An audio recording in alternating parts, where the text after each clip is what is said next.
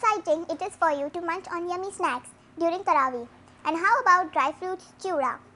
Homemade chivdas are really rare, so you should try it once for experience and taste. Without further ado, let's get started. To make chivda, you will need poha, that is pressed rice. On the other side, heat oil and fry the poha in it on a big sieve for you to make it easy. Make sure that it does not burn. Then strain it on a tissue paper. In the same, keep frying chilies, handful of peanuts, curry leaves and dry coconut cut into pieces. Some chopped cashews, proceeding with chana dal and handful of raisins. Stir everything so well that all the flavors merge into each other. Now add all the powdered ingredients, that is chaat masala for that punch, granulated sugar for some sweetness, some red chilli powder and some turmeric powder for the color and taste, pinch of kasturi methi and some hing to balance all the flavors. Now mix all of it really well till you get the burst of colors. The chivda is done.